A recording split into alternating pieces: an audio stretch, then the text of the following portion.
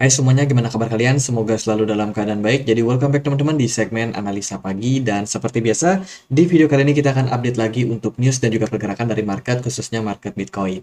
Jadi bersama aku, hari ini kita berada di tanggal 5 Oktober 2023. Langsung aja kita akan mulai pembahasannya dulu dari kalender ekonomi. Di perdagangan kemarin kita udah dapat banyak sekali news teman-teman soal data-data yang ditampilkan oleh European Central Bank, kemudian Bank of England, dan juga dari Amerika Serikat. Jadi beberapa data ini, kalau kita lihat dari skor PMI Services Eurozone dari Uni Eropa menunjukkan tren terjadi pemulihan di bulan September kemarin ya teman-teman. Jadi sudah ada sedikit perbaikan. Kemudian dari data S&P Global UK Composite PMI juga menunjukkan tren peningkatan, penurunan 0,1% ya, tapi ini di atas dari forecast. Kemudian juga dari Amerika Serikat kemarin kita dapat data soal non-farm employment change, di mana terjadi penurunan yang lumayan signifikan teman-teman. Lalu juga ada data soal non-manufacturing employment dari Amerika Serikat juga mengalami penurunan dan ini sesuai dengan forecast. Kemudian juga ada inventory minyak ya minus teman-teman. Inventory minyaknya sekarang udah masuk ke fase minus. Kemudian juga ada FOMC member Bowman yang speech di malam hari kemarin. Untuk hari ini kita akan dapat beberapa news yang mungkin memberikan impact juga sama market. Salah satunya adalah data ekspor dan juga import Amerika Serikat. Kemudian initial jobless claim. Terus juga ada trade balance dan juga beberapa member FOMC yang bakal speech dari Mester dan juga Daily. Dan ya itu beberapa news teman-teman. Jadi mungkin market akan cukup volatile lagi pada perdagangan hari ini. So prepare aja buat teman-teman. Kita langsung aja masuk ke beberapa news yang menurut saya cukup menarik untuk kita bahas. Market Asia di perdagangan kemarin pada rontok. Ini disebabkan karena yield Treasury Amerika Serikat baik yang 10 tahun, 30 tahun itu sama-sama mengalami peningkatan. Jadi yield Treasury Amerika Serikat itu adalah obligasi pemerintah ya teman-teman, dan ya dari data yang kelihatan kemarin menunjukkan memang bunga atau return yang diberikan oleh obligasi ini terus mengalami peningkatan bahkan mendekati 5%. Mungkin ada beberapa yang sudah 5% dan ini merupakan sebuah sentimen negatif. Buat Amerika Serikat, memberikan yield sebanyak 5% itu sangat-sangat tinggi, teman-teman. Jadi untuk mata uang dolar 5% itu sangat-sangat tinggi karena perbandingannya adalah mata uang Amerika Serikat ini adalah salah satu yang terkuat di dunia. Kalau teman-teman mungkin di Indonesia deposito bunga 5% itu hal yang biasa. Tapi buat dolar itu hal yang luar biasa dan sangat-sangat tinggi, dan ini menarik banget untuk para investor terutama yang memang mengutamakan keamanan. Maka dari itu market kenapa turun ya karena banyak trader juga dari Asia dari luar itu kan tarik dana mereka nih di saham, di komoditi, di kripto, mungkin dibelikan apa? Dibelikan dolar, dibelikan bond teman-teman atau obligasi. That's why ya ini merupakan sebuah sinyal penurunan ya untuk sebagian besar market saham di Asia, di Indonesia, di Jepang, Hang Seng, bahkan di Amerika sekalipun. Oke, langsung kita lihat dari news yang lain, teman-teman. Nah, ini berita soal debt atau hutang. Hutang Amerika Serikat saat ini mengalami tren penguatan setelah kemarin mereka sempat semacam apa namanya pertimbangan perihal debt ceiling ya, teman-teman, plafon hutang, dan akhirnya confirm McCarthy sama Joe Biden sepakat untuk menaikkan plafon hutang dan hasilnya adalah hutang Amerika Serikat kembali menguat dan mencapai all-time high tertingginya. Ini adalah sebuah prestasi yang bisa menjadi bom waktu ke depannya, teman-teman. Jadi hutang yang tinggi ini tentunya bukan merupakan berita yang sangat bagus. Masalahnya bukan karena hutangnya hanya yang tinggi, tapi juga dari perekonomian juga mengalami fase perlambatan ekonomi. Kedepannya ya pemerintah Amerika Serikat akan lebih rajin menerbitkan obligasi. Tujuannya apa ya? Mungkin tujuannya untuk tutup hutang yang kemarin dipakai teman-teman obligasi yang mereka baru dapat. Jadi dana obligasi yang mereka dapat itu dipakai buat nutup hutang yang sebelum-sebelumnya dan kayak gitu terus. Dan ini berbahaya banget sih kalau menurut saya ya. Kemudian dari beberapa data, ya ini data soal hutang Amerika Serikat yang sekarang posisinya berada dalam posisi yang paling tinggi teman-teman, ada di 275 miliar di perdagangan kemarin. Kemudian total hutangnya saat ini sudah mencapai 33,4 T, angka tertinggi sepanjang masa. Hutang Amerika Serikat terhadap PDB-nya bahkan di bawah 120%, namun secara konsisten meningkat dari 1970 sampai saat ini. Kemudian dari data yang lain menunjukkan bahwa kondisi daripada kredit bank secara resmi mengalami kontraksi. Hal ini terjadi selama krisis keuangan. Siapkan atau kencangkan sabuk pengaman kalian. Jadi data sudah menunjukkan di posisi 0, di mana kredit bank saat ini lagi dalam posisi kontraksi. Teman-teman, orang-orang yang deposito di bank saat ini sangat-sangat sedikit untuk Amerika Serikat ya. Jadi sedikit di bawah daripada kebiasaannya. Kenapa demikian? Yang pertama tentunya karena obligasi lebih menarik, sehingga orang-orang lebih memilih untuk simpan dana mereka di obligasi bukan di deposito perbankan. Yang kedua, kemarin ada beberapa masalah kolapsnya perbankan ya, masalah Silicon Valley Bank yang kesulitan likuidasi, dan tentunya ini berimpact sama kepercayaan dari konsumen untuk menyimpan dana mereka di bank. Apa yang terjadi kalau bank sepi? Ya artinya likuidasi mereka sulit, orang mau deposito susah, teman-teman, orang mau minjem duit pun juga nggak ada karena bunganya tinggi. Jadi ini bermasalah banget dan krusial banget menurut saya untuk industri perbankan. Kemudian dari data yang lain, ini sebuah warning ya, peringatan. Uang helikopter akibat pandemi telah habis. Pengeluaran fiskal Amerika Serikat baru saja mengalami kontraksi terdalam dalam satu dekade. Mengingat rapuhnya sistem ini, peningkatan belanja fiskal hanya tinggal menunggu waktu saja. Perekonomian dapat mengalami banyak hal sebelum terjadi kerusakan pada sistem. Jadi teman-teman, kebijakan fiskal itu merupakan sebuah kebijakan yang diambil oleh pemerintah guna biasanya untuk menstabilkan harga, memberikan stimulus. Contoh-contohnya ya semacam bansos, semacam kayak kemarin kan ada kalau di Indonesia itu ada bantuan waktu COVID ya teman-teman, ada anggaran yang diberikan, kemudian juga ada apa sih itu namanya kartu prakerja lah dan sebagainya. Nah, itu adalah contoh-contoh kebijakan fiskal dalam sebuah negara. Jadi intinya pemerintah ngasih duit nih ke masyarakat, teman-teman. Jadi dengan tujuan supaya orang-orang mau belanja lagi, perekonomian bisa tetap jalan dan lain sebagainya. Nah, kalau kita lihat dari datanya menunjukkan bahwa budgeting untuk itu udah drop, teman-teman. Drop sangat-sangat parah. Artinya adalah pemerintah saat ini kesulitan untuk backup. Gimana caranya mereka memberikan stimulus perekonomian dan membuat perekonomian bergairah lagi kalau budgetnya cenderung rendah. Apakah kedepannya mereka akan tambah budget lagi? Ya kita nggak tahu pasti teman-teman. Apalagi kalau kita lihat dari data hutang mereka yang sudah sangat-sangat tinggi, wah ini benar-benar menjadi potensial nih teman-teman, berbahaya banget perekonomian saat ini. Kemarin oil ya, oil minyak itu nyungsep teman-teman, crude oil WTI itu nyungsep 5%, lumayan dalam ya, dan ini tentunya menjadi sesuatu yang mungkin ada yang nunggu, ada yang enggak juga teman-teman. Jadi minyak intinya turun lah. Oke, itu dari makroekonomi. Banyak banget ya beritanya. Sekarang kita akan masuk ke pasar kripto. Ada berita-berita apa aja? Ada pengguna Frenteh yang mengaku kerugian, teman-teman. Rugi sebanyak 100 Ethereum kena drain, kena hack ya, disebabkan karena pergantian kartu SIM.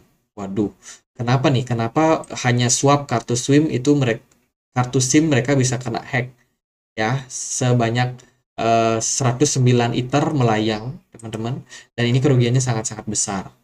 Jadi buat teman-teman hati-hatilah yang suka ganti kartu SIM ya. Mungkin kejadian ini langka di Indonesia, tapi ya siapa tahu aja teman-teman dengan mengganti SIM kalian, bisa jadi SIM yang baru itu sudah ada virusnya, ada malwarenya, dan itu bisa menyebabkan data kalian bocor dan lain sebagainya. Dan ya kita nggak tahu pasti seperti apa mekanismenya, secara teknis seperti apa, tapi kita harus berhati-hati sama kasus-kasus seperti ini. Pokoknya simpan dana kalian, kripto kalian, m-banking kalian, password dan lain sebagainya di tempat yang aman. Ya hati-hati sama pelaku-pelaku seperti ini karena bukti eh, scamnya sudah terlihat ya teman-teman dan diposting, dan tentunya ini bukan merupakan sebuah berita bagus. Semakin canggih teknologi, semakin canggih juga para hacker mencari celah dan menyebabkan kerugian. Kemudian ada berita bagus banget dari XRP, Ripple ya. Ripple eh, pengajuan banding daripada SEC di perdagangan kemarin itu resmi di reject oleh hakim, teman-teman. Dan ini tentunya kemenangan untuk XRP dan juga komunitas. Jadi Cuan Army mantap ya, teman-teman. XRP Army dan juga XLM tentunya dapat berita yang sangat-sangat baik di mana hakim itu dengan berani menolak tuntutan daripada Gary Gensler dan juga SEC. Semoga ini bisa menjadi sesuatu revolusi ke depannya, langkah revolusi ke depannya untuk pemerintah, untuk hakim ya kan, untuk ya siapapun lah yang berkecimpung di bidang regulasi supaya lebih semakin bijak dalam hal mengambil keputusan. Gary Gensler benar-benar melakukan blunder parah, teman-teman. Semoga dengan kasus ini juga menjadi berita bagus untuk altcoin, sebab ada 70 altcoin yang kena kasus serupa yang dicap sebagai sekuritas ya oleh SEC, dan tentunya ini bukan merupakan sesuatu berita yang positif. Semoga aja kedepannya ya bisa lebih kalem aja nih untuk regulasi. Oke, next kita lihat XRP atau Ripple juga baru aja diakui sebagai Jupiter Research dalam Future Digital Award. Dia dapat award, teman-teman, sebagai salah satu perusahaan yang paling berkontribusi di bidang fintech karena inovasinya yang sangat-sangat masif ya, teman-teman. Kemudian juga mendapatkan penghargaan platinum dari CBDC Inovasi. Ini merupakan penghargaan yang bagus banget untuk Ripple. Kemudian Ripple juga masuk ternyata ke pasar Singapura. Ripple kini memiliki lisensi penuh penyediaan layanan token pembayaran digital di Singapura. Jadi ini merupakan berita yang bagus buat ekosistem Ripple. Singapura adalah bisa dibilang negara yang sangat-sangat matang dalam hal menggarap regulasi kripto di sana. Ripple sampai tertarik, dan tentunya ini bukan merupakan sebuah berita yang buruk ya teman-teman. Kalau menurut saya, Singapura itu bisa menjadi sebuah gerbang masuknya Ripple ke negara-negara di Asia Tenggara. Sebuah good news lagi teman-teman. Oke, itu dari beberapa news. Satu lagi aku mau ajak teman-teman untuk melihat cuitan dari Peter Schiff. Dia bilang, jika imbal hasil yield atau obligasi terus meningkat seperti saat ini, maka kita hanya perlu beberapa minggu lagi menuju gelombang kegagalan bank kedua yang jauh lebih besar. Hal ini menghasilkan program QE atau quantitative easing terbesar untuk membiayai dana talangan bank yang terbesar. Satu-satunya cara untuk menghindari krisis ini adalah dengan mengambil tindakan sebelum krisis tersebut dimulai. Jadi maksud dari tweet ini, kalau menurut penafsiran saya ya, jadi kenaikan dari obligasi pemerintah Amerika Serikat yang terus naik dalam beberapa waktu terakhir ini bisa menyebabkan bumerang. Bank tadi kita sudah bahas berpotensi untuk mengalami krisis likuiditas, dan ini menyebabkan bank-bank kemungkinan akan kolaps. Kalau skenario ini terus terjadi, maka akan ada potensial untuk QE secara mendadak. Amerika Serikat mungkin tidak mengalami yang namanya soft landing, melainkan mengalami hard landing. Dan ini adalah sebuah skenario yang mungkin saja terjadi buat perekonomian ke depannya. Dan bila mana itu terjadi, maka The Fed itu akan berpotensi untuk tiba-tiba berbalik, teman-teman. Dari yang sebelumnya melakukan tightening, menaikkan suku bunga dan lain sebagainya, mereka bisa aja tiba-tiba untuk QE mendadak karena perekonomian harus diselamatkan. Kalau Amerika QE, apa yang terjadi? Likuidasi akan banjir lagi ke market, suku bunga akan turun, mungkin kebijakan fiskal akan bisa diterapkan kembali ya kan, ada kucuran dana dari pemerintah buat menghidupkan kembali ekonomi, dan itu tentunya positif buat market berisiko. Ya, semakin banjir untuk dolar Amerika Serikat ke market, itu meningkatkan jumlah supply-nya, meningkatkan jumlah supply itu berarti penurunan dari valuasi dolar. Indeks dolar bakalan turun dan tentunya market akan kembali bullish. Dan banyak sekali berita yang kita sudah announce di komunitas Telegram kita teman-teman. Buat teman-teman yang punya Telegram yang mau join, silahkan untuk join. Linknya ada di kolom deskripsi. Ada Binance yang mengumumkan beberapa token, yaitu Beta, Bond, WTC, SAM itu akan di delisting teman-teman. Lalu ini treasury yang udah naik ya sampai ke 5%. Kemudian Veracity ada burning sampai 50%, dan itu beberapa news yang cukup ramai juga di market di perdagangan kemarin. Ini berita soal SEC yang kemarin ditolak ya teman-teman oleh judge, dan kemenangan buat Ripple kita juga udah posting. Jadi itu teman-teman, jadi yang mau join linknya ada di kolom deskripsi. Sekilas aja sekarang kita akan lihat gimana sih posisi dari market. Indeks dolar di perdagangan kemarin mengalami koreksi. Sekarang berada di poin 106,7. Dari market gold yang sudah nyungsep nih lumayan parah, sekarang udah mulai kayak ketahan gitu ya teman-teman. Lalu ada IHSG, indeks harga saham gabungan Indonesia, saham Indonesia, indeksnya udah mengalami penurunan, sepertinya akan ada potensial drop teman-teman. Kemudian S&P 500 udah drop duluan nih, bahkan meninggalkan gap di atas. Jadi market berpotensi jangka pendek akan masih dalam tekanan jual. Bitcoin dan kawan-kawan di perdagangan kemarin sempat nyungsep ya, tapi ada sedikit kenaikan sedikit disebabkan karena indeks dolar yang udah mulai menguat. Dari smart money masih ada di market, volume perdagangannya pun juga cenderung rendah. Oh iya, ini lanjutan dari skenario yang kemarin. Teman-teman, saya sendiri melihat pola Bitcoin ini membentuk pola descending triangle. Bila ini terkonfirmasi, maka akan ada potensial untuk Bitcoin kembali ngetes level 25.000 something. Dengan posisi support di sana merupakan posisi support yang sangat kuat. Bila ini berhasil di breakdown, maka akan mengantarkan Bitcoin berpotensi untuk turun sampai setidaknya ke kisaran 20 ribuan. Namun bila skenario ini tidak berhasil, maka akan ada opsi di mana Bitcoin ini berpeluang untuk mengalami bullish juga. Beberapa sentimen yang bisa teman-teman jadikan sebagai acuan, yang pertama adalah collapse-nya dolar teman-teman, di mana pemerintah terus misalkan terus cetak uang, menerbitkan obligasi cetak uang ya kan, itu akan menimbulkan kurang percayanya masyarakat terhadap dolar. Artinya dolar ini udah hyperinflasi dan sangat-sangat parah teman-teman, supply-nya udah banyak banget ya kan, dan itu tentunya bisa menjadi sebuah peluang untuk market-market seperti gold, seperti Bitcoin, untuk mengambil alih fungsi sebagai sebuah hedging, aset hedging, di mana mengcounter posisi dari perekonomian. Kalau saham sih udah pasti nyungsep kalau ekonominya nyungsep. Tapi kalau Bitcoin dan emas itu sesuatu yang sangat berbeda dan bisa menjadi sebuah alternatif.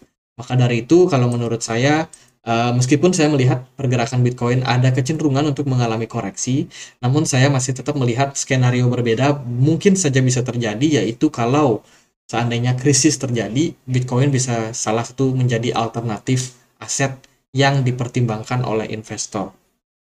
Jadi jangan buru-buru buat panik, jangan buru-buru buat wah ini kita jualan karena market akan turun dan lain sebagainya. Ya mungkin market turun, tapi mungkin juga enggak teman-teman.